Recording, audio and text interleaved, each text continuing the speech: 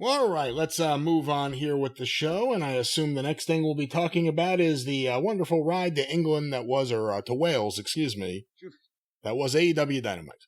That's what the heels were trying to do to get heat, calling them England. I bet the Welsh people, the Fullers nor the Welches like that kind of talk. and what this is where. Was this where Tom Jones was from or where Engelbert Humperdinck was from? I keep getting that confused. Tom Jones. Oh, you don't know off the top of your head? I think I'm double checking, but this is set. Oh, I wrote Ton. Excuse me. I'm going to go Tom. Some other guy came up and says... He worked outlaw. Some other guy came up and says Quinton Jones, an actor. I don't know who this guy is. Sorry, Quinton. But I meant to say Tom Jones. Tom Jones. He is from the United Kingdom.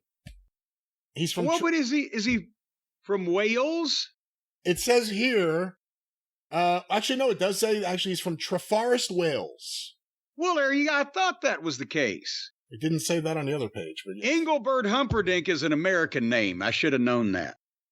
Whereas Tom Jones, you can tell right away he's one of them. But anyway, the people of Wales, they're a proud people. They had Tom Jones. They had Tony Charles. They had Adrian Street. So, there's 3 people I can think of, right? Can you think of any more famous Walesmen? Welshmen. Either them either. I feel like we're forgetting someone. I didn't say that was all I knew. I just asked you to come up with one. I can't think off the top of my head, no. Well, you can see why the people over there are so proud. So anyway, I'm sorry. I'm not trying to alienate you folks. It's just for the sake of the humor in the bit. They had a decent crowd. It was a mid-sized arena. Probably looked like a hockey arena type of setup. And if they weren't full, they made it look respectable. It wasn't a 20,000 seat NBA arena where they, had to cordon off 7/8 of it. And these people, because we've talked about these people, but the people over there that don't see as many TV tapings or TV broadcasts or don't see as many pay-per-views or don't see as many shows in general from the quote-unquote American promotions, and they're especially more hardcore, online-oriented people, so they were willing to either like all this stuff or just be polite and not say anything. Would you categorize that as the crowd for the evening? I was wondering what to expect because we've seen all these singing European crowds all across the continent and even on the island of England and, of course, all their friends in and over here now. and Madagascar, don't forget them. That's right. We've seen all these singing fan bases, and there were times here, and certain specific people that really seem to get the crowd going, but it's kind of the same thing that's plagued AEW here in America, where the crowds get deadly silent for a lot of the show. I think they were being polite rather than rolling their eyes verbally, but I mean, when we get to the ratings, you'll tell me because I have no foreknowledge yet. But Jesus, to start this thing out, if Britt Baker and Mercedes Mone are your 2 big stars that you want to start your national television program at Go Home Show for the Wembley Stadium event with these 2, you're in trouble.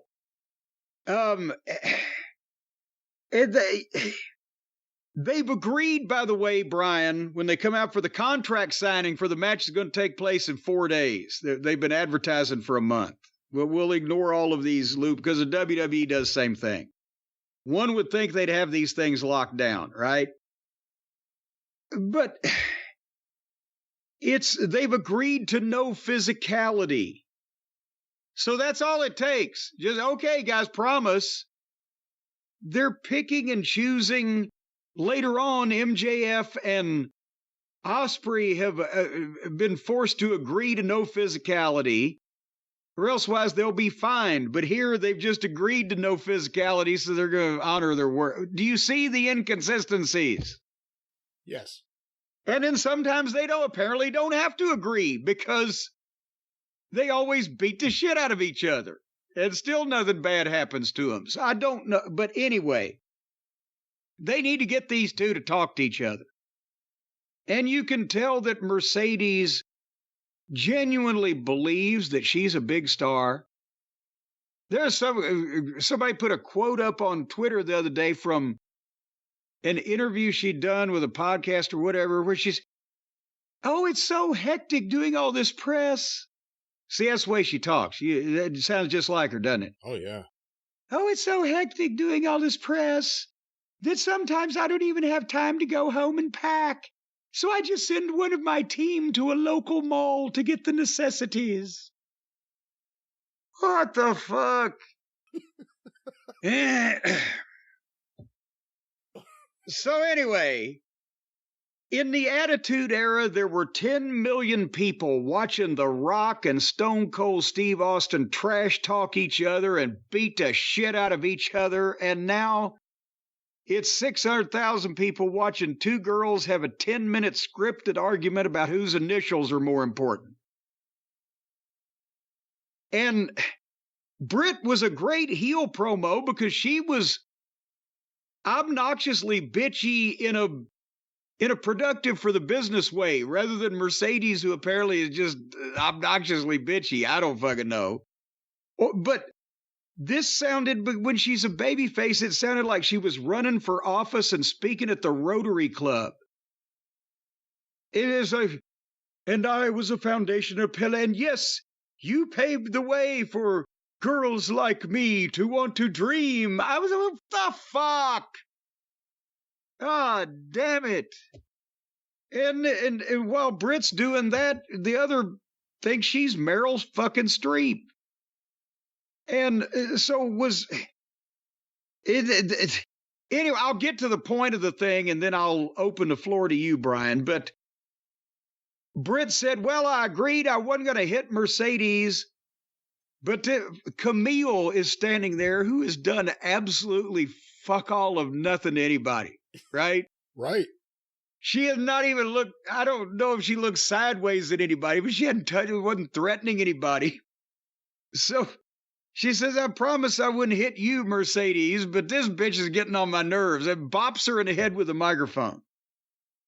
Well, now, Camille is wearing high heel shoes with heels so high and so thin that it looks like she's a stilt walker in that padded ring that bounces a bit. I don't know how she was standing up straight to begin with in a ring in these shoes, but the point is, for the spot that they're about to do, boy, it sounded great in rehearsal when they either talked about it or they actually did it, but people weren't wearing fucking shoes. I don't know what the fuck, but Camille, I love Camille. She's got a great look. She's wonderful. She's fabulous. She's excellent. Do not wear high heels, even if you look a little shorter, if you have to do physical shit in the ring. Either it will look like this or you'll break your fucking ankle. But when Britt bops Camille, she's got to stagger, but she's trying to stagger in high heels. And then Britt throws the contract folder at Mercedes, and she has to do the flummox thing. Oh, I can't see.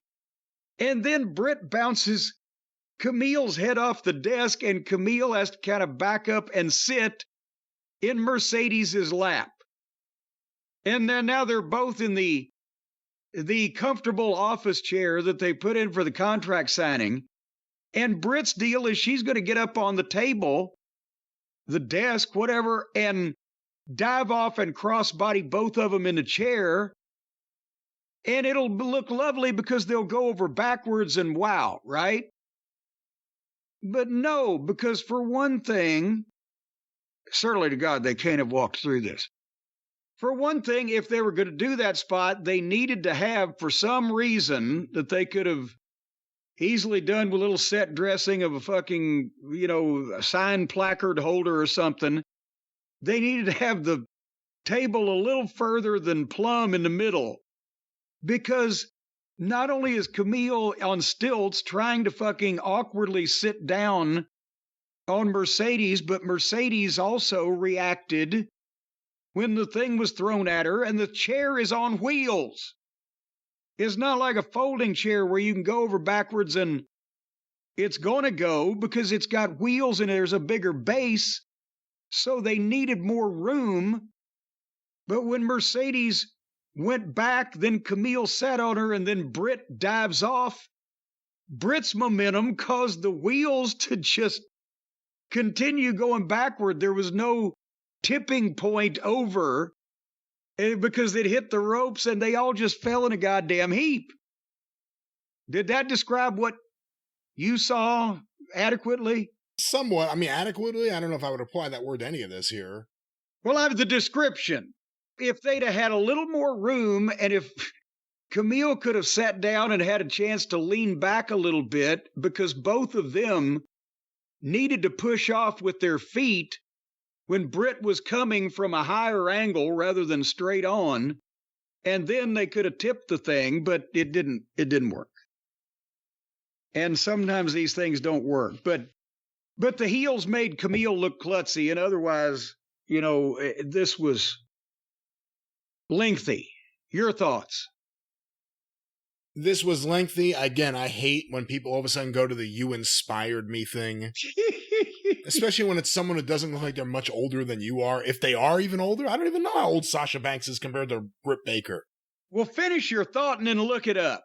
But that thing, you're not the person you used to be. I looked up to you when I was 20. Like, when did she look up to her exactly? How old was she when she was looking up to her? So that stuff sucks. Britt Baker trying to be like more and more like Stone Cold Steve Austin every week is a bit ridiculous. She's like, it's like a countdown to her next injury. And when Britt Baker was clearly setting up that something was about to happen, she guaranteed she wouldn't hit Mercedes Mone. Camille was like leaning in, waiting for it. Well, she was examining the signature on the contract. They put it here at the front of the show. This isn't the first time where they put the women where they traditionally have the most audience, both because of Big Bang Theory and just grace. If you're going to check out the show, even if you're not going to watch it, you may check it out at 8 o'clock and see what it is. They're trying to get this shit over. I'll give Tony credit, because that's the only way you could justify any of these salaries. They're trying, but, and you know what? I am intrigued to see what the match will be. I actually am intrigued. Is it going to be like the Tony Storm Saraya debacle on this show? Like, what is this going to be? This is not the WWE. This is AEW. What will this women's match be? I'm intrigued. And, Britt Baker doesn't need Jamie Hayter. She could beat up everyone by herself. Well, now, come on. Sooner or later, if they get another 5 or 6 girls on the other side, then Britt might need help. But, speaking of needing help, I've never met this young man that we're about to talk about. And I hate that I have to say the things I have to say. But goddamn, Chris Jericho, they're in Cardiff, Wales. And he's wrestling Tommy Billington, the Dynamite Kid. And I know many people out there who didn't see this show were saying to themselves, what the fuck? Apparently, this young man is legitimately, and you can tell facially, this young man is the nephew of Tommy Billington, the Dynamite Kid. And so he is wrestling as Tommy Billington, the Dynamite Kid. And he's wearing the jacket and the trunks of the Union Jack, right? On the trunks. That's what the name for the flag over there, correct? The Union Jack. The Union Jack. Yes, that's what I'm saying. He's got the flag there. He's doing the moves. He's trying to do the moves.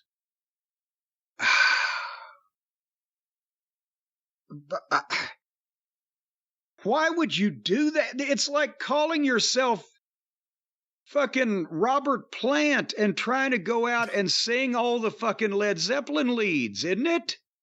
But you're bald. Yeah. But what? Yeah, I mean, or Freddie Mercury. Hey, I'll be Freddie Mercury. The thing is, there is a resemblance to Dynamite Kid, and he is in the family of the Dynamite Kid. The problem is the resemblance is Dynamite Kid like before he left England in 1976. Well, no, not even that. No, because now be fair here. Before he got to Calgary, Dynamite Kid. No, never Dynamite. Because here's the thing. I don't know how old this young man is, but he's got a receding hairline. And I know Dynamite got a bit thin too, but it don't look good on this guy. But nobody looks like the Dynamite Kid physically. Even when he was thin, he was toned. But think about, I'm not talking about the 1984, jacked up, juiced up WWF Dynamite Kid. I'm talking about 1981 and Tiger Mask. Because he was, was he 5'9"? Was he 200 pounds? But my God, he looked like he could physically run from here to fucking Cleveland. He was in it, and you could tell his physique. He was incredible, and his cardio and the snap he had and everything. This was live wrestling karaoke. The kid has no physique and the receding hairline on a guy who, without Dynamite's aura and personality and intensity, it looked like a kid being Dynamite for Halloween. Am I being too harsh on this? Well, the other problem, and again, I've not seen him too much. I heard rave reviews about a match he had with Dax Harwood. I want to say in Calgary. I didn't see it, but I heard a lot of good things about it. I saw maybe. Well, goddamn, with Dax Harwood. With Dax Harwood, exactly. Rave reviews about a fucking plumber that wandered in. Maybe too close to the bone there, Moxley. Some fucking, yeah, that was some fucking accountant could wander in and have a match with Dax. But go ahead. The other problem was, notwithstanding whatever talent he has or doesn't have, or whatever he'll be with some more conditioning and training or whatever it may be, Jericho looked like a giant next to him. Yes. And because of that, some of the back and forth shit looked ridiculous, because it's one thing if he's working with a Jack Perry or a Darby Allin, one of the slighter wrestlers. Jericho looked like a giant next to him. It was ridiculous. Yeah, and I'm pretty sure Dynamite was 5'9", 5'10". This, obviously, Jericho's... No, you think so? I would guess 5'6", 5'7", maybe. No, he was the same height as Davey, wasn't he? I think he was a little shorter than Davey. Was he? Well, nevertheless, he carried it well. This kid looked like, I don't know. I think the real Dynamite Kid would have been appalled at him throwing the whiff punches. But that's the thing. You can't do... Nobody... Benoit could work like Dynamite Kid in many ways. In some fashions, his shit looked comparable.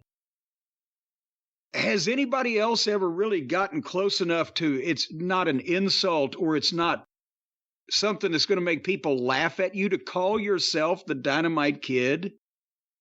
Whether you're in the family or not. Jesus. Anyway, the finish, of course, the kid's going to go to the top for the diving headbutt, but then suddenly just dove off on Brian Keith, who I don't think had done a goddamn thing.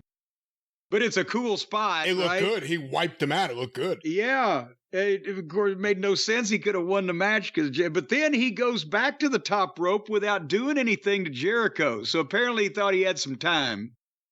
Maybe he could have pinned the guy. But nevertheless, he dives off on Brian Keith. He goes up to the top rope again, but he's in a different corner. And Jericho's laying there. And as he sees the guy starting to climb the wrong corner, you see his right arm as he sticks his fucking index finger out and points like, over there. And I saw him, but Dynamite Kid didn't. So Jericho then has to squirm on his back like an upturned turtle to fucking turn around so that Dynamite Kid can come off that fucking top rope. And Jericho jumped up and caught him with the code breaker, kind of. Because it looked more like he just jumped up and the other guy landed on him and they both fell in a fucking heap. But they called it the code breaker. 1, 2, 3. And I wrote, Jesus. But no, I mean, I put it in music terms. I'll put it in fucking wrestling terms. If you're going to call if you were David Flair and you had decided, no, I'm going to call myself Nature Boy Ric Flair, you would have to expect, if you can't pull it off, and nobody in the business today can pull off Dynamite Kid's shit without it being a bad homage, as we'll see later on with another top talent. Don't do that. Be his nephew. Use hey, there's Eddie Billington. And be the English Bulldog. I don't fucking know. Don't let Harry Smith fucking kick your ass, whatever. But you see what I'm saying? Should they team him up with Harry Smith? I don't think Harry Smith would want to team with this fucking guy. You would have 2 different sized bulldogs for kids to meet. Jesus Christ, you'd have a bulldog and a chihuahua.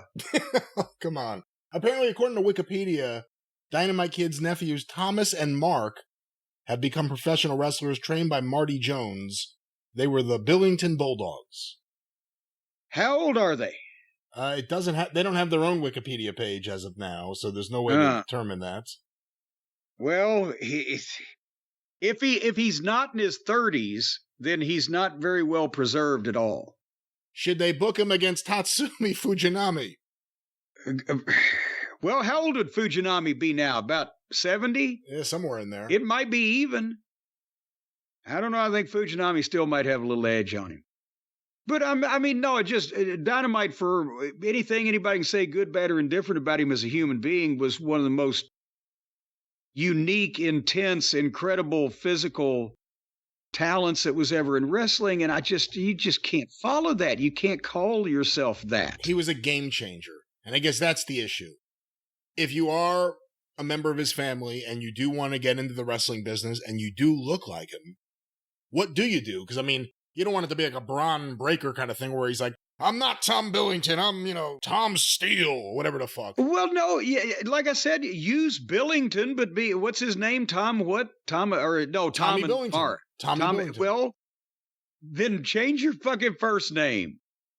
Acknowledge the connection, but don't do a karaoke tribute act where it's his style specifically and nothing that he didn't do. And because you don't do any of those things as well as he did. Not that anybody could, but this kid is not doing a lot of the things even passably. If he did his own shit, maybe he would look better. Well, that's the thing. We've heard that in the past unfairly applied to people like, I think even FTR, where people say, oh, they're a tribute act to the old tag teams. I don't think it really applies. No, that was incorrect because they were doing tag team moves from throughout the ages, but they were doing them as good or better. And that's, research and adaptation, but go ahead. But in this case, it literally did look like a tribute act because he's wearing the same trunks. He's trying to do the same moves, even though he's not the same. He doesn't have the same build or anything. So, I don't know what they do with that. Well, no, I'm pretty sure they're not going to do anything with it from now on, at least in AEW, because he worked the show, I would imagine, because he lives there. But I thought they signed him. What? Hold on, Tommy Billington. Oh, Jesus, Mary and Joseph. Hold on. What the hell? Hold on. You gotta give me a hat so I can throw it on the ground. I have a report here. Hold on, let's see what this is. According to Fightful, this is recently. The talent we spoke to also claimed there was NXT interest in the 23-year-old Billington. 23? Jesus Christ. We asked about the whereabouts of Mark Billington, and we were told that he was injured in December during a match for Dungeon Wrestling. All Elite Wrestling has not confirmed the signing, and we have not heard if the deal is full-time or a tiered per-appearance deal. That apparently was reported by Fightful. So some sort of deal with AEW. Well, I'm just going to say this, and we will move on because what? They have the images here of the 2 other matches I guess he's had there, him against Dax and him against Takeshita, and in each one of them he's wearing different trunks, and they're the same trunks that Dynamite wore in New Japan. You would recognize them right away. The purple one with the star on the ass and the white racing strip, and then the red one with the white racing strip. The same trunk. So I've seen him wear 3 different pairs of trunks, and they were all Dynamites. I'm just going to say this, and like I said, the segment's not over yet. The match was, but not the segment. But I had 20 guys in Ohio Valley Wrestling at one time that didn't have WWE developmental contracts that were more physically impressive, in better physical shape and cardio shape, more cosmetically pleasing, whether it be oiled or tanned or just young looking, of proper fucking size that could outwork this fucking guy and call it in the goddamn ring. And that is partially to make the OVW class look special because they were, but also to illustrate that no, there's nothing right now that I'm seeing there that they could not find plentifully domestically without having to fucking hire this guy and fly him across the goddamn ocean. What the fuck? All righty. And it's embarrassing for him. I feel bad for him because people are sitting there going, oh, bullshit.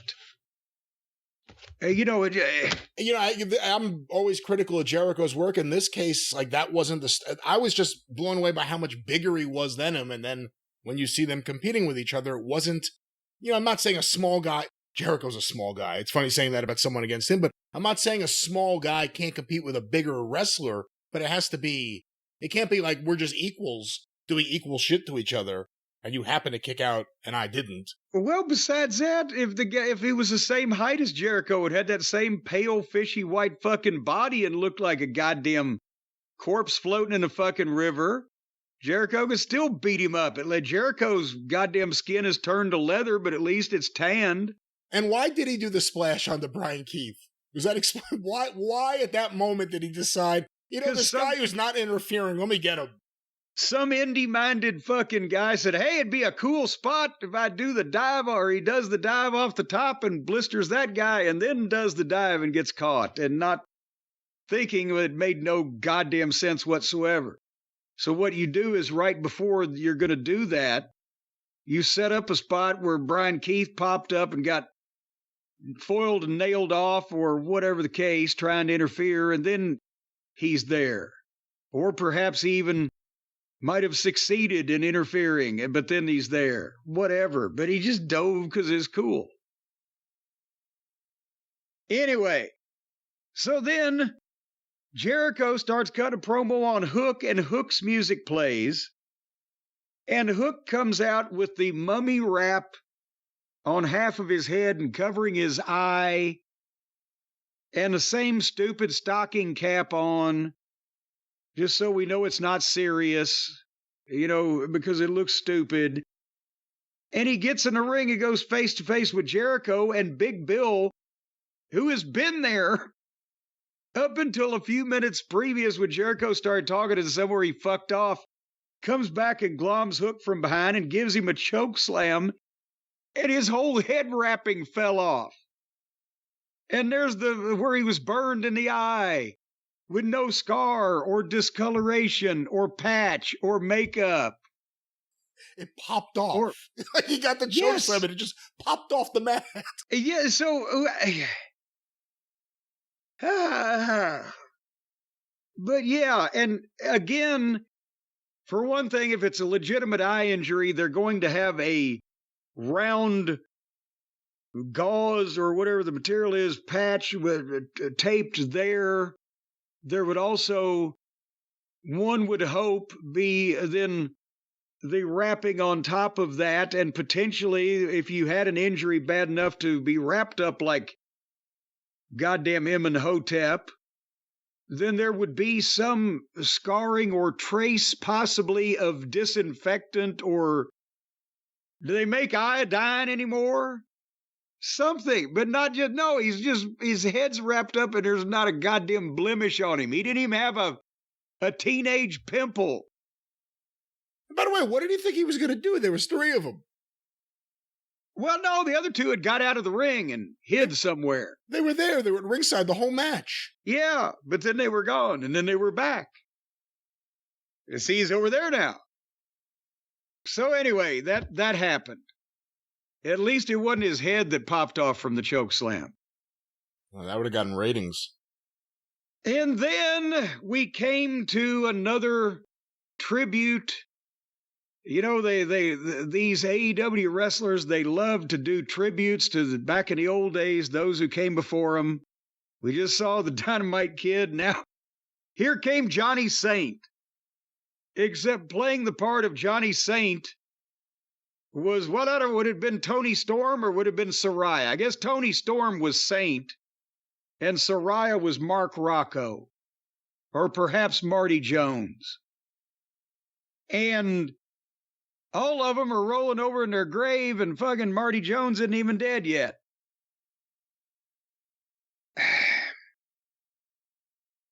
This was it was bad because it was the girls' match and Saraya's rotten. But it also made Twitter the next day because they tried to do the homage to the World of Sports style with an old bit of Johnny Saint business that, as a matter of fact, people then tweeted Johnny Saint doing similar shit. But it looked like two baby deer on a frozen pond. And at one point, Tony Storm just jumped up near trying to leapfrog Paige, I think, from behind and just sat right down on her fucking back with her big ass and they just fell and rolled around and things. What? I was trying to start writing down what they were doing, but you couldn't really verbally say it. And then they did an awkward ass finish that I couldn't really write down, but it ended up with Tony Storm winning with a kiss and a pile driver. I don't know that those two things have ever been combinated like that before in wrestling, but what the fuck? They thought they were Billy Robinson and Tony Charles. Help me explain the humorousness of this. I think reanimated Tony Charles and Billy Robinson would have been a lot smoother than this. This was bad. This was sloppy. It looked amateur. And Tony Storm's better than this. Saraya, we have not seen since she came back from her injury a display of athleticism or anything, like she, I guess, maybe had when she was younger and everyone said she had so much potential. She's not been good in the ring. And, early on, we heard that there were people who didn't want to work with her because they were afraid she would get hurt. And, you can't blame just one party. It was both of them. But it was that one thing you always say. At times, it was like they were wrestling underwater. Yes. They were just going at a pace you don't see things go at unless people are trying to do it in unison together. Really, really not good. And the crowd, while into the personality of a Tony Storm, they were dead silent during a lot of this. Well, and then also, even on Twitter, the fans were saying it looked like they were working it out, or it looked like they were doing it in wrestling school or whatever. It wasn't, if you can't do something, and you're on national TV and in front of, for what is them, a big crowd, just don't fucking do it. A degree of difficulty of 5, execution of 10, not the other way around. And but anyway, like I said, Tony Storm won, and then Maria May came in and knocked Tony Storm out with a shoe. So that there are people in this company set on fire with flamethrowers and fucking hit by forklifts, and they're not down as long as this fucking high heel shoe, but she knocked her out with a shoe. She kissed her, and then she laid down in the ring and made snow angels. And I'm not making that up. Am I? Did you see it? Well, I mean, they weren't perfect snow angels. They were, they were kind of sideways, side stroke snow angels, but how else would you have described it to where the people that might not have seen it would have gotten the picture? I guess the problem is I resent having to describe it. No, this was so bad. This was so bad. She came out there with Harley Cameron. I was like, this is interesting. Let's see what this could be. And it was not good. And I feel bad saying, I actually feel bad saying that because whatever you want to say, Saraya is someone whose whole family's in the business, and it appears there are things she just can't do anymore. Boy, I'll tell you. And there was a backstage interview with Renee Moxley Good, with Mark Briscoe. Here's the group here. Mark Briscoe, Kyle O'Reilly, Willow Nightingale, Pockets, and Ishii. And thankfully, Mark did most of the talking, but he's just floating around. Now you see him, now you don't. Kyle O'Reilly at one point, fine young talent. He came back looking like a homeless bum, and that was the peak. And Willow, poor Willow, poor Willow, poor Willow. And Pockets and the fucking Japanese potato who gives a shit. And it's just a mess. You know, the problem is Mark Briscoe's finally showing the personality on Dynamite that would help get him over as a single. But they've always got him in these promos surrounded by people who drag him down. Orange Cassidy drags down the person he's with, despite how the most ardent AEW fan loves him. That's a fact. And Kyle O'Reilly acting all silly just takes away from the guy acting all silly. You don't need that. It doesn't help Kyle. Nothing's helping Kyle right now. No. And Ishii, I guess, is on his annual tour of AEW. That's why he's in the mixed tag match on the pre-show. And, I don't know why, but Mark Briscoe doing this and having Renee Paquette react to him would be a whole lot more effective to building a single star than Mark Briscoe and the band of weirdos while Renee is bouncing around, looking at everyone, reacting to everyone. Yeah. It doesn't have the impact. It has no impact. It belongs on Impact. You can't see the forest for the weeds, basically. But anyway, then speaking of weed, certainly you had to take a break in the next segment. You holding? What are you saying? You got something? You had to take a break in the next segment. I can't imagine that you could have gone. What was it? I don't even remember. Will Ospreay and MJF. Ooh, you know, I actually was planning on going outside around this time, but I saw this was starting. I said, let me go after this. And it went for a good while, and I was regretting that decision after a good while. Well, they went commercial free and full of piss and vinegar for 25 fucking minutes on this segment. And I'm sorry, but everybody has one. So now MJF has had his. God damn, this was interminable. And Ospreay comes out, and of course he gets the big ovation and lots of ole, ole, ole, ole, ole, ole. Ole Anderson was fucking popping up out of his grave. They've sang it so long. However, he called them all pieces of shit. Well, that's true. And then said, fuck you and your wife, Linda. That's right. And then he went back. But yes, Ospreay gets a big ovation. And he's the home country hero or home. Goddamn, he's not from Wales, is he? He's from England. So he's the home. From London. Well, he's the home UK fellow guy. Whatever. He's the baby face. And then MJF comes out, and of course there's more Ole singing. And it's good. This is the closest they have come to replicating some of the atmosphere they've had in the WWE lately, with everybody's song getting sung and their shit being over. But can you understand Os when he's screaming, not only with the accent, but with the foghorn voice, the tonal quality? It's like trying to understand somebody trying to talk through a ball gag.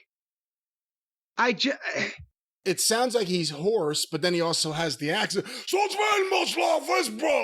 And even with the bad, well, not even, especially with what is always the bad AEW audio, at least the way it comes across now on multiple TVs here in this office, it's hard to make out exactly what he's saying at all times.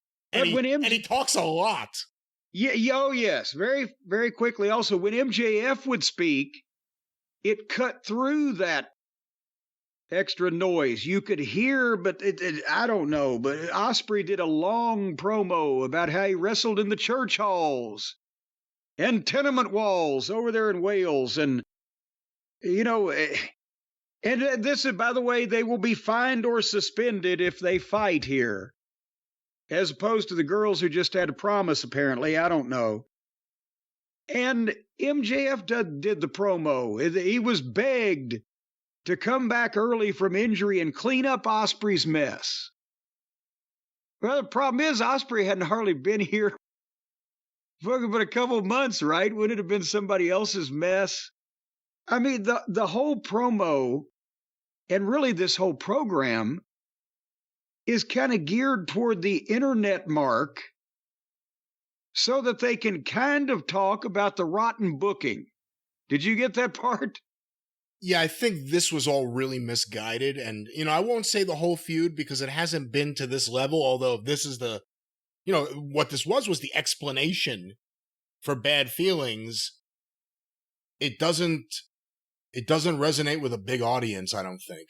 And I think the longer they went on and the longer they were talking about this, the more it was like, what do they even fucking fight? What are they mad about? Yes.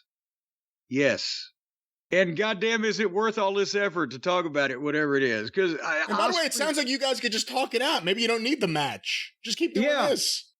Because Ospreay said Tony Khan asked him to put on a good wrestling match because he couldn't rely on his world champion to do it, about MJF. What? Again, this is for the fucking internet fan who's already there in the audience. Not all of them. They ain't all in AEW's audience anymore. But they're all marks. And the people wanted to sing some more ole, ole, ole. And they were 15 minutes into this at the 9 o'clock hour. And it wasn't done yet. MJF called them all red coat terrorists, but there he is in the red, white, and blue, the American hero. And I don't know. I don't believe they've got another Revolutionary War started here. Because then MJF had to tell Ospreay again at length what's wrong with him and that he wasn't man enough to Tiger Driver him.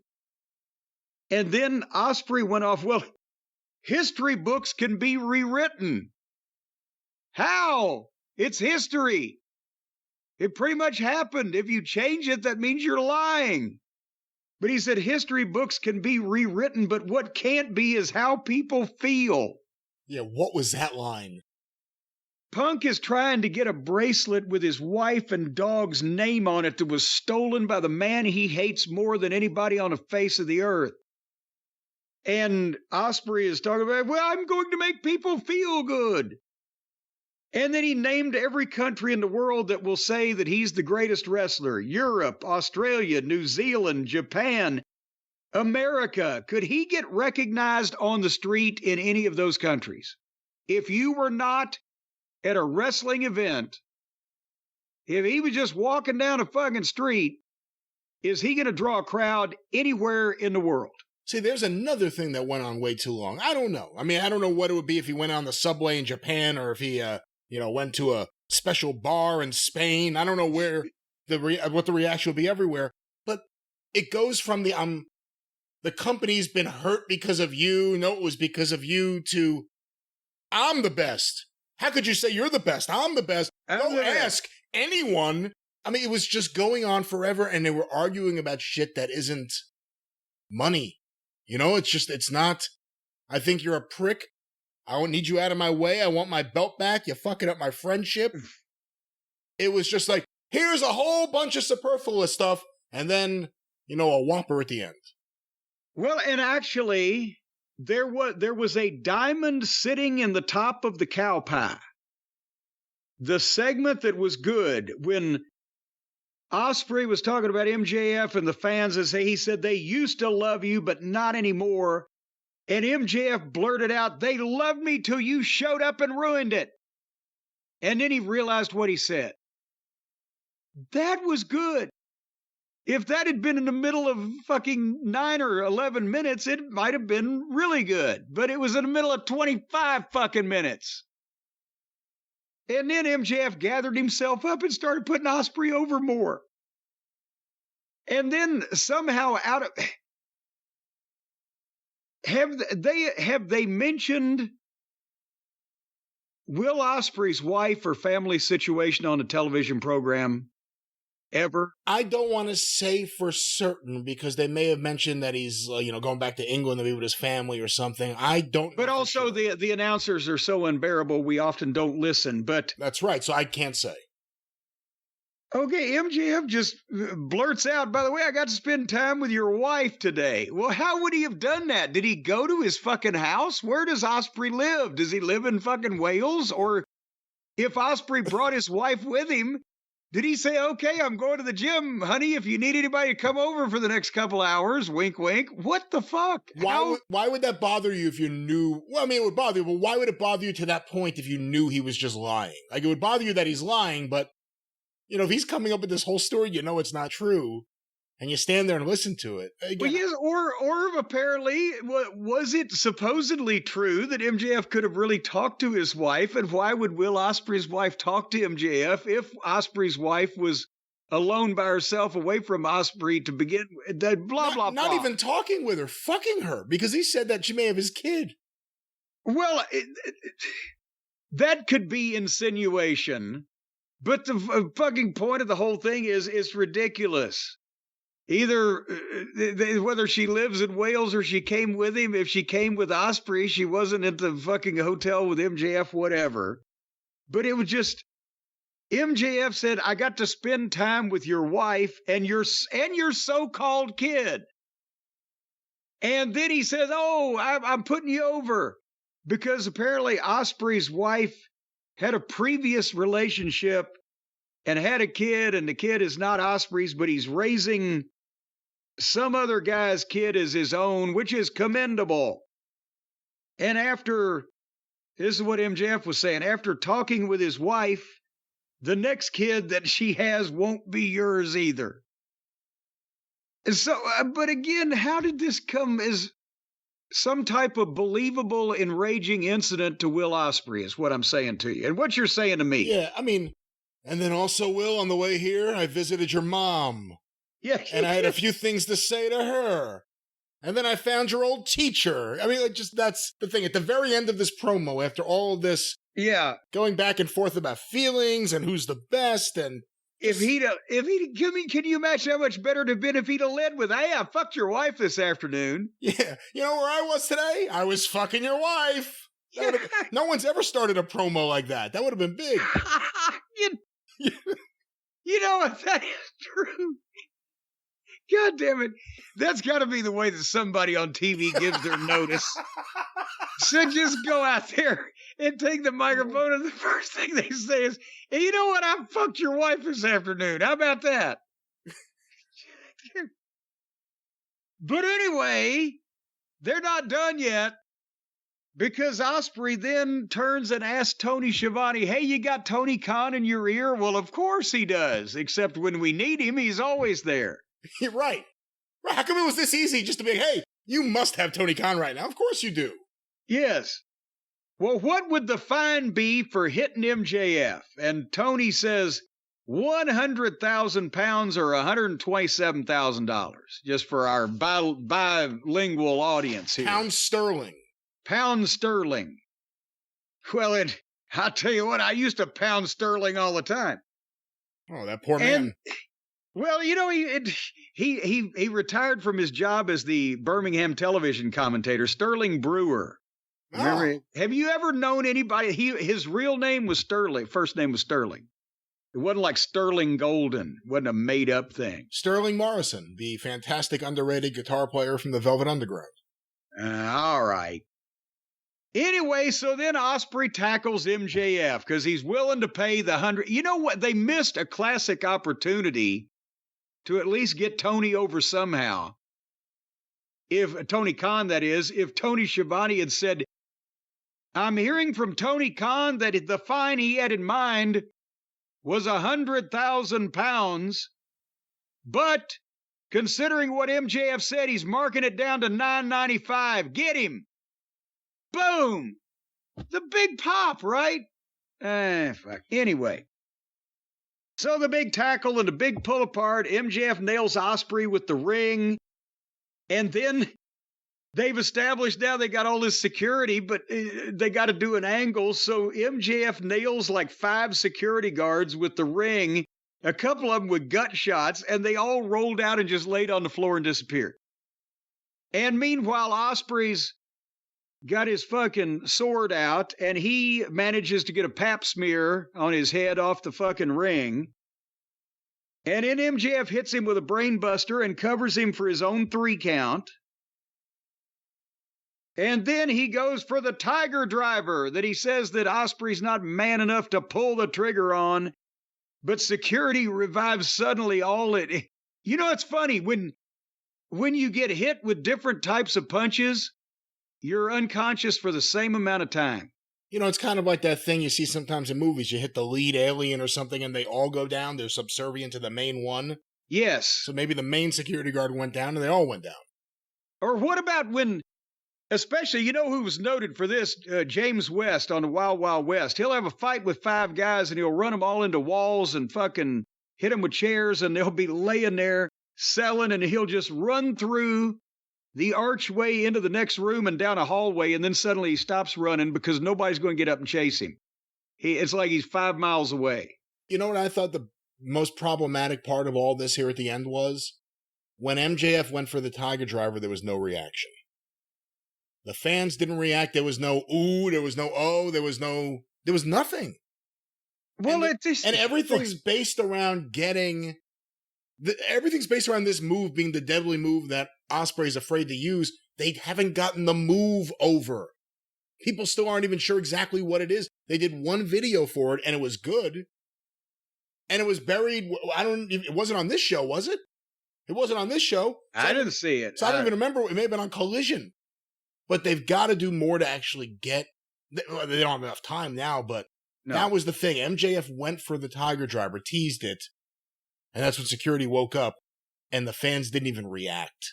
Well, now, there's something to be said for the fact that they've not only been talking for over 20 minutes, but now they're fighting. Now he's given the guy the brain buster. He's covered him for his own 3 count, and now he's going to pick him up and do something else. They're like, fuck! Can you just goddamn get it over with? And but also with the Tiger Driver, I'm sorry, but normal people don't understand and would scoff or laugh at the idea that, oh, this wrestler who's been, especially if he's a babyface and he's been wronged by a heel who's talking about fucking his wife and fathering his fucking children or whatever the fuck, but he won't pick him up and drop him on his head. Fuck this fucking pussy. Right? Oh, I don't want to do the Tiger Driver anymore. Well, fuck you then. Don't beat him. Well, Jim, history could be rewritten, but feelings are forever. Oh, Christ. Speaking of feelings, oh, feelings. Nothing more than feelings. I got a feeling of gas in my rectum. When Renee Moxley Good was in the back with Hangnail Page, who had been asked to leave the building after an altercation. We didn't see an altercation. They just came up with a cool premise of why he's got his fucking bag and he's headed out the door. And besides that, I didn't see Jack Perry laying unconscious, gasping for breath anywhere. And he's the only one that they ever really can beat up backstage, so...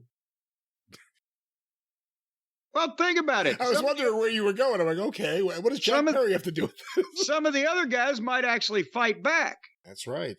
But what's he gonna fucking do? But then Paige says, I did what I had to do in whatever this altercation was, and I'm in the casino gauntlet on Sunday. What the fuck? And then suddenly, apropos of nothing, and they're on TV, Pizzeria Uno of the Dork Order, the fat guy in the shark mask. He just walks by the shot. He's wearing a white shirt and he's tying his tie. He's got that goofy outlaw mask on. And for whatever reason, since Paige is in the gauntlet match, he hits his former friend with a chair and screams at the camera in a growly type of manner. The fuck? And again, they took this guy to Wales. The fat guy in the fucking mask. For what? Can't you get a fat guy on a street in Wales and put a mask on him? Are there fat people in Wales? I went to Wales when I was over there. There are fat people everywhere. There are whales everywhere. No, there are fat people Are everywhere. there any whales in Wales? Well, then they could have saved. They could have told somebody, instead of buying a $20 ticket, we'll trade you. Just put a fucking mask on and let this idiot hit you with a chair. And then you could have a free ticket. You know, with that said, I think it was Adam Page's best promo in a while. And I guess the question is, do you think he interferes in the Swerve match? That way Swerve drops the belt and the heat doesn't go to Bryan Danielson, the hero who wins the belt. It goes to the guy who cost him the belt. Or cost well, the belt. Only if you do it the right way. Otherwise, everybody gets something on them. But, good Lord, I don't know. I don't see how, unless Danielson then said, well, I've got to fucking fight Page to restore my honor because he gave me help I didn't ask for. But then, since he's apparently going to have his neck operated on, Danielson, by the end of the year, he might need to drop the belt if he wins it pretty quick because he's going to put it back on Page. So why would he be the one? See where I'm going with this? You smell what I'm laying down? I would if it was normal wrestling booking we're talking about, but they already established with Sting you could retire with a championship, and Tony loves tournaments and battle royals and gauntlets and casino matches and all that. So we'll see what they do, but after all of this, and at this point in the show, I felt like it was time for a nap. Yo, you did, huh? I do right now, and I did then. Well, I'll tell you, I felt like it was time for a full night's sleep. And folks, if you're not getting a full night's sleep, that's because you're not sleeping on the right shit. You know, some people are out there, they're going through these various sleep trends, these sleep fads is what I'm trying to say, Brian. You know, the fad thing where they say you should sleep leaned up in the fucking kitchen against a fucking stove at least 3 nights a week for... Yeah, that's one that's sweeping the nation now. What nation is that? Well, Pakistan. Oh. And also, there's you should sleep on a bag of used barbed wire and rusty nails, because then it feels so good when you get back into your substandard mattress. But that's led a lot of people to have tetanus. But there's all these sleep fads, but you can only really count on a good night's sleep in one place from one particular people. One particular people. Because there's more than one. So how would you say that? One particular company, which is made up of millions and millions of people. Well, no. We don't know how many people work for this company. Let's not... over at Helix, they're the largest employer in Woonsocket, Rhode Island. Where? Woonsocket. I'm not familiar with that. Oh, it's right there by the bay. I'll tell you what, folks, if you want a good night's sleep, Helix sleep mattresses, we've been talking about these things for years now because they just keep getting better.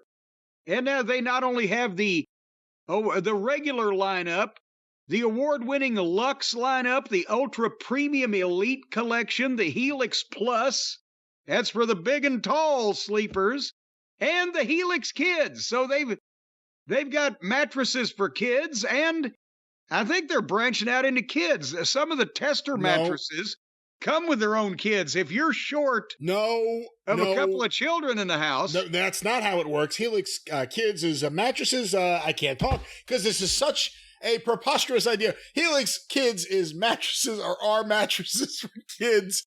And, of course, there is no Helix Kids group or team or whatever it may be that... works on behalf of Helix, whatever it is you were trying to intimate before. No, but the cool thing is people that deliver these Helix Kids mattresses, they're 12 and under also. The little bitty toddlers dragging these boxes with the mattress because nothing. Think about this. I will not. Think about this for a second. Let's not and say we didn't. No, the thing is when the regular adult people order a mattress and the regular adult people bring you the mattress, it comes in a box that one person is really able to move around, and you can put it where you want it, and then you unbox it, and it doesn't spring. It's not dangerous. It doesn't have any whiplash effects, but it will expand to life. Well, think about this. A kid can carry one of the kids' mattresses in the box. So once again, there will be no children delivery people, and Helix is compliant with all child labor laws. Yes, well, I'm talking about UPS. They have a special junior squadron. It's an offshoot of the Newsboy Legion. But what a junior squadron, really? Yes, the junior squadron. They deliver the Helix sleep mattresses, and they have the cute little short pants on. It's amazing. But anyway, folks, no matter what your sleep preference, you want it hard, you want it soft, you want it fast, you want it to hurt, whatever the case, whatever your sleep preference is, Helix Sleep has got you covered. You go to helixsleep.com. You answer the questions about how you like to sleep and whether you sweat a lot at night. Got a lot of problems, huh? A lot of shit weighing on you. Well, one of these mattresses, boom, they smear ether over the top of it, so when you lay down, you drift right off into dreamland without sweating over all those troubles you got. But whatever, you just take the quiz, and then you pick out the mattress, you purchase the mattress. You can, while you're waiting on the mattress to be delivered, you can read the 12,000 five-star reviews that Helix Sleep has. Boy, Meltzer, he changes his mattress a lot. And then the mattress comes, and you unbox it, you put it on your bed, you fall into bed like you're falling into a cloud. Or whatever you want to fantasize about, it's not for us to decide. And right now, I'll have you know, Helix is offering 25% off all mattress orders and 2 free pillows. We have offered offers before, but never have the offers that we have proffered been as profitable for you as 25% off and 2 free pillows. Go to helixsleep.com/JCE, HELIX sleep.com/JCE, 25% off all mattress orders and 2 free pillows. And this is not even for a first-time customer. If you have had 18 Helix sleep mattresses before, well, how would you be that old? Because they last 15, 20 years with these guarantees. But if you're a 170-year-old woman and all of your bodily organs have liquefied and leak out your fallopian tubes, and you need a new mattress, it counts for you too. You don't have to be a new customer. 25% off for everybody. Is everybody happy? What everyone's saying is Helix Sleep. What's that promo code one more time, Jim? JCE. That's right, Helix Sleep. And Jim, it's not time for a complete night's sleep yet, just a little nap. We're back with Dynamite. Oh, no. If you went to sleep, you probably thought you had a nightmare. But actually, it was just the Intercontinental title match between Claudio Castignoli and our friend Okada. And I continue to watch this guy, to see the first time that he does something that looks like he's actually trying to have a match better than a wrestling school student with 3 months training. Something that's exciting, something that's impressive. He'll uncork a nice standing drop kick once during a match. And I made notes on this match. Here's one: nothing is happening. And then I wrote, Claudio looks like the star, and Okada's shit couldn't break an egg. Then they trade fake forearms. They've gone through 2 breaks. This is interminable and in slow motion. Badly obvious fake fighting on the top turnbuckle. Has Okada been using the elbow drop off the top rope as part of his repertoire for a while, or did he just uncork that when it was the first one he ever did? No, I think I've seen him do it before. Well, it looked like a goddamn disconnected bucket of body parts being flung off the top turnbuckle. I don't know what part of his body landed on fucking Claudio. And then more forearms. Oh, I forgot he flipped the bird to the camera after that. They like that in Japan. You see all the pictures the Japanese photographers take of all the guys back to the 80s, even the 70s, giving the finger. They don't really like that on TV in this country. Can you testify to that, Brian? Well, not that you've done it personally, but you've seen people try to blur it or they try to not shoot it or whatever. We used to have a problem with Austin back in the day. Not problems with Steve, but problems with the network not wanting him to flip the finger. Anyway, and the giant swing got a pop. And then they did a 1 minute remaining call, and then it was a 20-minute draw. So I love Claudio, but a guy they never use goes to a 20-minute draw with their new multi-million-dollar toy for the EVPs group. What the fuck is going on here? Oh, I don't know. This match was not for me, and it wasn't just Okada. It was Claudio, too. I can't remember the last good, exciting Claudio match that was for my sensibilities. Claudio and Hero, the Kings of Wrestling against the Briscoes in Toronto in summertime of, I believe, 2012. 2012? I was going to say, it's a long time ago. Well, it's the best match they all ever had, but nevertheless. But yeah, no, this was not for me. Well, then the Buckaroos and Jungle Jackoff came out, and Maddie did the thing where, well, would all you fans like 5 minutes more? Well, it's not going to happen.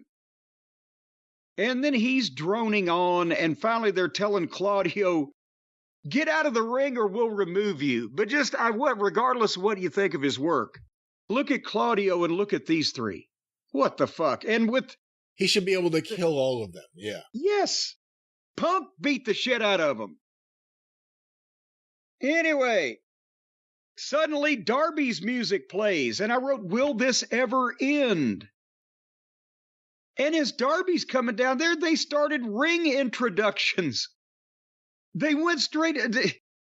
The Hardley Boys and Jungle Jackoff and Okada are threatening Claudio. And then suddenly here comes Darby. And then they start ring introductions. And then here comes FTR. And then all the baby faces hit the ring. And Claudio and Okada just fight off.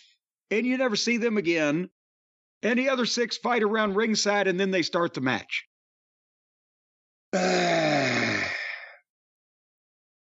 FTR and Darby against the Hardley Boys and old Jack. And if you'd told me a year ago I would be skipping FTR matches, I would have thought you were crazy.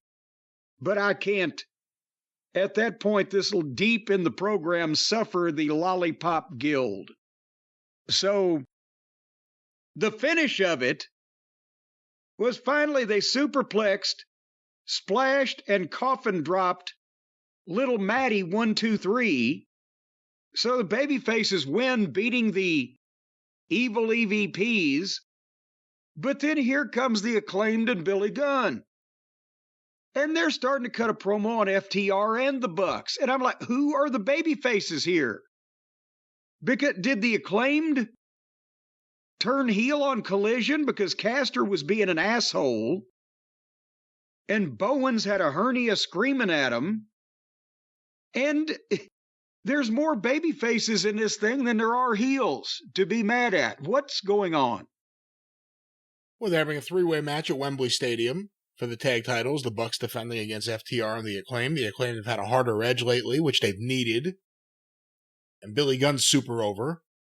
Billy Gunn's the most popular one in this whole fucking thing now, but should the Acclaim come out and try to make people think that they're assholes in order to get an edge, or just win once in a while? I don't know. Max Caster acting like an asshole in the mic is kind of the thing that got him over, and then they went really too cute with everything, I think. I think that was the problem.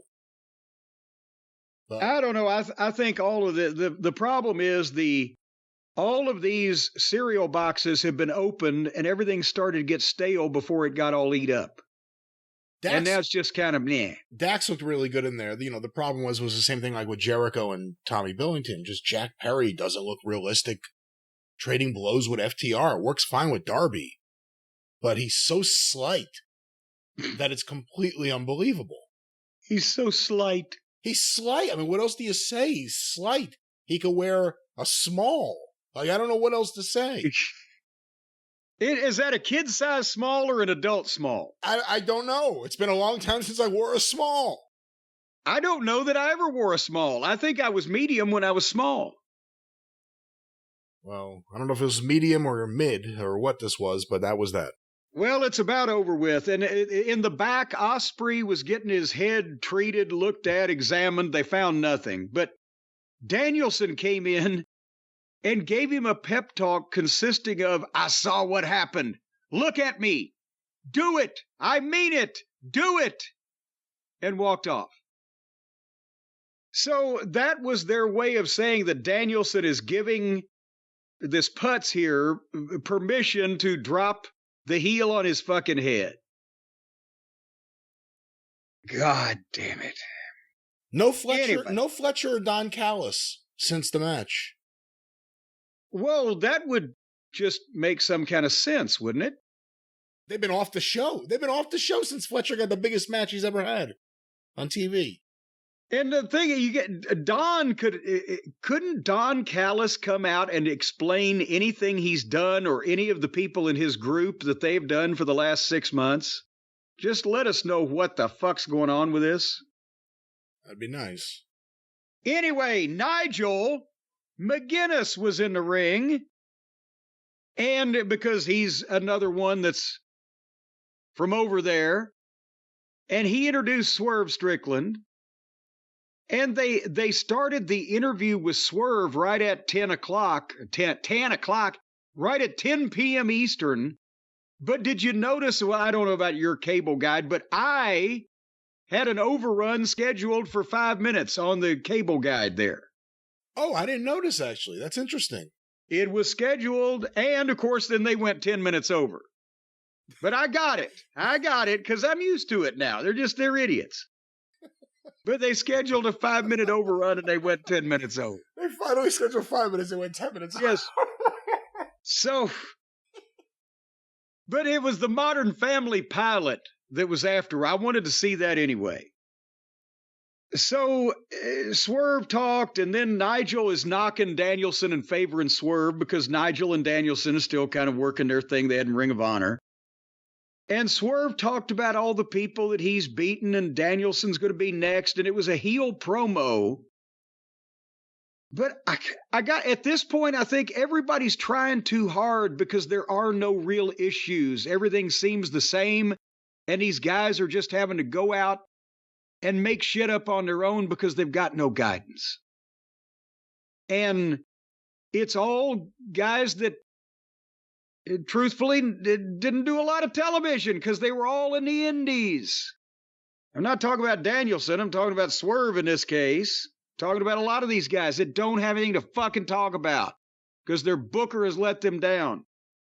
So, and then it looked for a while like Nigel was trying to cut him off, but he wouldn't let him. And I'm thinking they're telling Nigel, hey, we're over our over. So at right past 10:05, when it would cut off if you DVR'd it and you wouldn't see it, Danielson's music plays, and he just runs in and gives Swerve the knee, and Swerve bailed, and Danielson got the microphone, and this was the high point of the show because people were with him, and he had some energy, and he said he's the best fucking wrestler in the world. He bleeped, but he got the fans live and did a fired up promo about Wembley, which was probably the best one of the night, and got the people going, yes, yes, yes, to close the thing. But good Lord, that's what happened there. It certainly did, and that was AEW Dynamite. The build to Danielson versus Swerve has left a lot to be desired, and unfortunately, and we'll talk about the ratings momentarily, a lot of what they've done has been during the lowest rated part of the show recently. Well, and you know, just again, what are these? I'm the best. No, I'm the best. Well, yes, in theory, everybody wants to be the best wrestler in the world, but you do that by winning the world title, not by just going out and everybody cutting the same fucking promo. It's either I'm the best in the world or I looked up to you, but you're not the same person anymore, or why can't we be friends? Why can't we be friends? Why can't we be friends? Why can't we be friends? 'Cause our booking sucks and it has no end. Well, that was the story of AEW Dynamite. You know, you should all just take it and put it right together in a big box and mail it somewhere. That's right. And while it's been rather quick since the last time we told you that's something you could do, we'll do it one last time here today. Well, I'd like to tell you people what you can do. And one thing that you need to do real quick is go to our friends at boxofawesome.com and get your box of awesome started, because they'll send you a box of awesomeness every month right when you need it. As a matter of fact, they are tracking you. It's like tracking you by satellite to determine when you are the downest, when you're the pissiest, when you're the most depressed, when you need a lift, you need a hand, you need a pep in your step. That's when they send you your box of awesome. All you have to do is put this little tracker under your skin, and they can tell when you're feeling good or feeling blue. And when an alarm bell goes off at boxofawesome.com Central, they say, oh boy, I tell you what, old Dennis, he's bummed out today. His wife left him and a tree fell on his house. They'll send you a box. Of course, they can also tell other things about you, including your whereabouts and all your thoughts, but it's a small price to pay for cheeriness. Don't you agree, Brian? Well, that is certainly a fair price to pay, yes. And it's a fair price for anybody to pay to be cheered up from the plethora of products and the discounts they give you, 30% off or more in some cases. And you know how it works, folks. You just go to boxofawesome.com, you answer a few non-intrusive questions, submit to a DNA test, give your third-born son's birth certificate, mail it right in, and your answers will help them pick the right box of awesome that you will get every month. You can choose from the standard or premium box. The premium box has extra special wrapping, too. It's very pretty. It comes in and sometimes they even attach a live bird to the premium box so that, well, that way the bird gives you music in your home. No, that's not no. Again, we've gone over this in the past. No live animals, no livestock, nothing. No. Well, it's premium. It's not in the box. It's outside. It's part of the box wrapping to make it look festive. While we have found out that the U.S. Postal Service does indeed ship chickens or chicks or eggs. Chicks, yes. You can't have them on the outside of the packaging.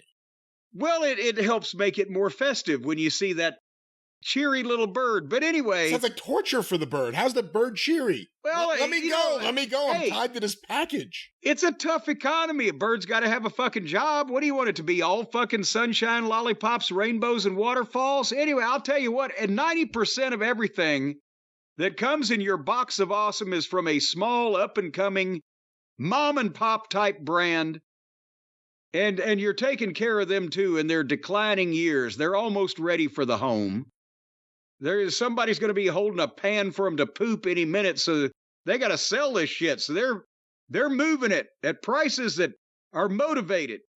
So right now, folks, you can save money also because Box of Awesome is motivated to give you a discount. You're going to get 15% off your first box when you sign up at boxofawesome.com. Enter the code JCE at checkout. Again, boxofawesome.com, code JCE for 15% off your first box of awesome. You don't know what it's going to be except awesome. And in a box. Well, Jim, let's get away from the awesome boxes and let's get to the awesome ratings, or what could be awesome ratings. We will find out. AEW Dynamite for August 21st against the Democratic National Convention, so big competition. Isn't there always something happening on a Wednesday night in America? It just so happens that the biggest things happen on Wednesday nights. Used to be church night. That's why Tennessee Territory didn't run a big town on Wednesdays. People went to church for some reason on Wednesday nights in the small towns. Did they play bingo? Was it bingo night? I don't know. It could have been BINGO, and bingo was his name. Oh. All right. This is taking a turn. AEW Dynamite, Jim, on August 21st, 2024 from 8 to 10:05 p.m. on average, watched by 698,000 viewers. Oh, boy, so they're back below 700. They popped up a little bit last week, didn't they? Wasn't it last week? They had a few more? Yes, 703 last week. Yeah, they've lost another 5,000 people. The trailing 4 weeks, the average is 680. Ooh. Well, I guess this is better than average if that's their average. That's a pretty fucking rotten average. Well, again, there is strong competition, as they say, but let's see what story the quarter hours tell us. These were compiled by WrestleNomics. Quarter 1, 8 to 8:15 p.m. The Britt Baker Mercedes Moné live promo and angle with Camille and the Chris Jericho backstage promo. 840,000 viewers. Ooh, okay. Well, they started strong, and that means that they are apparently going to finish weak, according to their average. Go ahead. They started at 338, by the way, in the key demo, and they stayed over 300 until the overrun, so fairly consistent, and with the trend line for that. Going to the quarter hours again, quarter 2, 8:15, 8:30 p.m. Chris Jericho versus Tommy Billington, with picture-in-picture ads, the Learning Tree and Hook live angle, and the ad break. And Prince Karras's head popping off. See, at least he has enough hair to cover his eye. You know, if he was like a short-haired wrestler on the ground, you would have really been fucked. 734,000 viewers. Oh, good Lord. So 106,000 people said, the Big Bang Theory is done? Shit, let's get out of here. Well, the banging continues into quarter 3, 8:30 to 8:45 p.m. Tony Storm versus Saraya with picture-in-picture ads in the Johnny Saint tribute match. The post-match with Mariah May. The Conglomerations backstage promo. And an ad break. 683,000 viewers. Oh, good Lord. Well, they have to come back at this point somewhat just to make their average, but that's 157,000 people in 45 minutes. That's the women's segment, into Jericho, into another women's segment. But we go now to quarter 4, 8:45 to 9 p.m., the Will Ospreay MJF live face-to-face promo.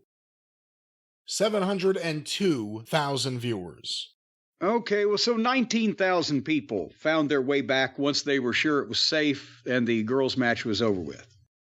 But there was strong competition. One of the Dixie Chicks blew her nose at the Democratic Convention at that exact moment when this match happened. I saw that.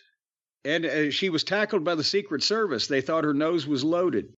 We go now to the big 9 o'clock hour, the loaded 9 o'clock hour, the big 9 o'clock hour, 9 to 9:15 p.m. Which, by the way, was it not Ospreay and MJF? Yeah, I said they were 15 minutes into this thing at 9 o'clock. Well, maybe so that's why some of these people came back. They saw Ospreay and MJF. Did they hang with them? Well, that continued into quarter 5 here at 9 o'clock. MJF and Ospreay's live angle, an ad break.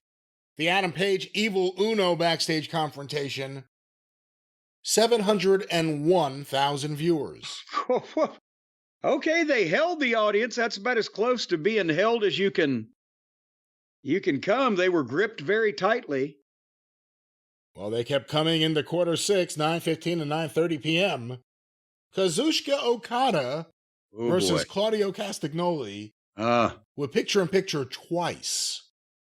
706,000 viewers. That is a miracle. That they could actually get 5,000 extra people to sit through that. All righty. Well, that match continued into quarter 7, 9:30 to 9:45 p.m.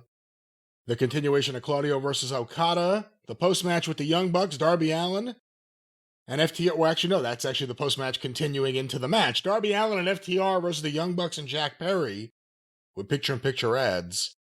683,000 viewers. Okay, so they didn't actually sit through the whole thing. Another 23,000 said, no, we can't take it anymore. Well, they took it a little more in quarter 8 here, 9:45 to 10 p.m. I remind you, there's an overrun. It says 9 minutes. The continuation of Allin and FTR versus The Elite.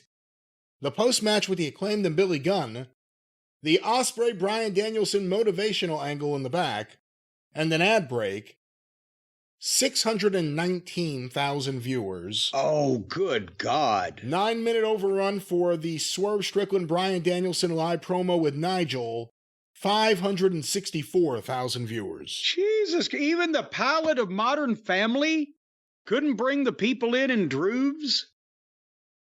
So, again, it used to be that the overrun bumped them up, but now the overrun, I think, has taken them down. They've killed the following program. If you take out the first quarter, which we usually do because that's obviously bullshit, they lost 106,000 people immediately. The whole program, they were between 683 and 734. It's about a 50,000 person swing there. And then they just lost 75,000 people in the last quarter, and then another 55,000 on top of that. The true average is 689. Good Lord. So, but again, from start to finish, they lost 200, and let's say, wait a minute, 24, I'm trying to do 276,000 viewers from the start of the program to the finish of the program. You know, the key demo is the interesting thing here. It starts at 338, 318, 307, 325, 308, 317, 309, 304, 293. Fairly consistent. That seems to be who Tony's booking for, that 300,000 people. Well, bless him. If he's that happy with that many people, then bless him. Because, and again, what's wrong with those people? They just not got nothing better to do? Well, that was AEW Dynamite, ladies and gentlemen. Oh, boy.